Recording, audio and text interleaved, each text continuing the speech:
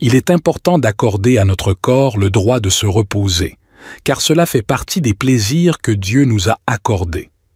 Le fait de pouvoir dormir et se reposer est particulièrement apprécié par ceux qui consacrent une partie de la nuit, en particulier le dernier tiers, à la prière. C'est pendant ces heures où tout le monde dort que ces personnes se lèvent et s'arrachent de leur lit pour invoquer leur Seigneur. Comme mentionné dans le Coran, ils se lèvent de leur lit avec un effort considérable dans le but d'invoquer leur Seigneur avec un mélange de crainte et d'espérance. Pour le musulman, il est essentiel de maintenir cet équilibre entre la crainte de son Seigneur et l'espoir en sa miséricorde tout au long de sa vie. Cela lui permettra de cheminer sereinement vers son Seigneur, Tabarak wa Ta'ala. 6 personnes attendent particulièrement l'obscurité de la nuit, le moment où tout le monde dort, pour se lever et prier, pour invoquer leur Seigneur. Certains savants et pieux qui nous ont précédés, comme Soufian, qu'Allah soit satisfait de lui, ont exprimé leur joie lorsque la nuit arrive en raison de leur amour pour la prière nocturne.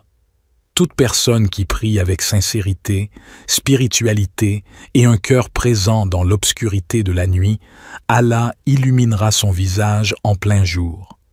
Il est important de trouver un équilibre entre la crainte et l'espoir dans notre vie.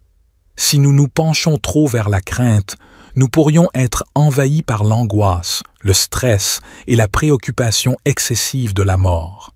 Si nous nous penchons trop vers l'espoir, en pensant que peu importe nos actions, Dieu nous pardonnera, nous pourrions faire preuve de négligence. Il est crucial d'avoir un équilibre où nous craignons la colère divine tout en espérant la récompense et la miséricorde de notre Seigneur, Tabarak wa Ta'ala.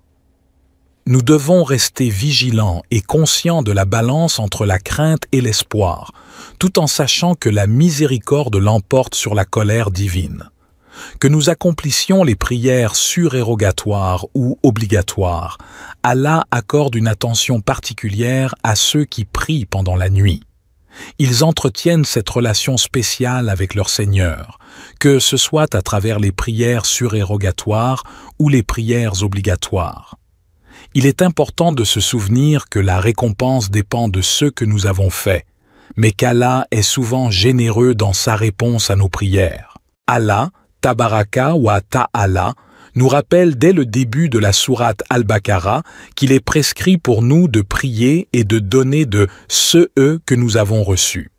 Cela nous montre que l'établissement d'une relation avec notre Seigneur est important, mais cela ne suffit pas. L'islam nous appelle à entretenir 2 relations, une relation verticale avec notre Seigneur et une relation horizontale avec les autres. Ainsi, il est essentiel d'être solidaire, partageur et sociable, plutôt que de s'isoler en pensant que la prière nocturne est suffisante. Le partage et l'action bienfaisante à travers nos membres, nos biens et nos interactions avec le monde reflètent la perfection de notre prière, qu'elle soit obligatoire ou surérogatoire. Plus nous manifesterons ces actions dans notre relation avec autrui, plus nous comprendrons que la véritable force réside en Allah. 6 personnes qui prient la nuit comprennent qu'il y a des causes et des moyens à entreprendre, mais c'est Allah qui détient la clé ultime. Personne ne sait ce qu'Allah a caché pour eux, mais leur prière nocturne, accomplie avec discrétion et sincérité, a suscité une récompense cachée pour eux dans le paradis. La sincérité de leurs actions et leur volonté de les garder secrètes ont valu à 6 personnes une récompense spéciale de la part d'Allah. Ce que Allah leur cache dans le paradis demeure un mystère pour les autres, mais en raison de leur piété et de leur discrétion, Allah leur réserve une récompense spéciale dans l'au-delà.